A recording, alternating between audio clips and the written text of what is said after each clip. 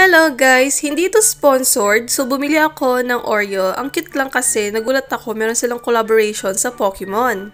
Bumili pala ako nitong original flavor, bali meron din siyang strawberry and chocolate. And itong banana flavor, kung saan ito ay special edition Pikachu. So hindi natin alam kung sino makukuha natin dito. Buksan natin ito with feelings, kung saan may kita nyo ang aking reaction na sobrang hirap niyang buksan. At sa wakas, nabuksan na rin natin ito. Sobrang wow lang kasi ang bango niya. Maamoy mo agad ang banana flavor niya.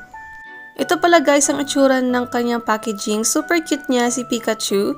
So bilangin natin siya. Syempre nakita naman natin sa labas ng packaging na 9 pieces. Pero tingnan nyo guys, dito sa aking pang 9 na piece, nakita ko na itong Pokemon card natin. So nawaw ako dito kasi ang cute niya talaga. Hindi ko siya kilala pero doon sa aking na-search, siya si Rowlet. So, sorry kung mali aking pronunciation. At ito pala yung likod ng Pokemon card. Ang cute lang talaga, as in na-mesmerize ako. Tsaka pang number 722 si Rowlet. Dahil ito ay Oreo, syempre hindi mawawala ang gatas. Gagawin natin dito yung kanyang signature kung saan magti-twist, lick, and dunk tayo. So, lalagyan ko ng sticker yung mukha ko pagdating sa lick kasi medyo disturbing siya para sa akin tignan.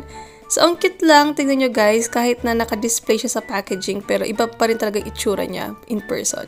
So, twist, lick, and syempre, idadunk na natin itong Oreo natin. Super sarap niya talaga guys. Kung makapansin nyo, diba? Ang cute lang talaga. At ang sarap talaga guys. Super. Feeling ko, favorite ko na sa Oreo ang banana flavor. Sa ngayon.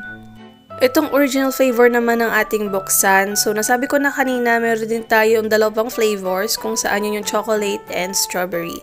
So, nakuha na natin dito si Rowlet. So, nakita ko siya dito sa packaging ng original. So, it means meron din chance na makuha din natin siya ulit dito. So, ayan, binilang ko siya kung ilan ang Pokemon na nakadisplay. And sa pagkakaalam ko, saktong 16 sila.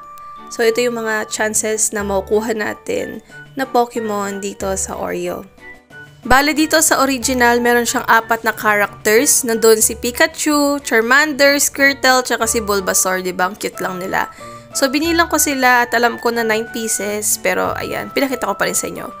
Tapos, nagulat ako dito kasi ikala ko same sila. Pero hindi guys. Nawaw ako tsaka nakitan. Ito pala si Pancham. So, sasabihin ko pala sa inyo guys dito yung mga prices nila.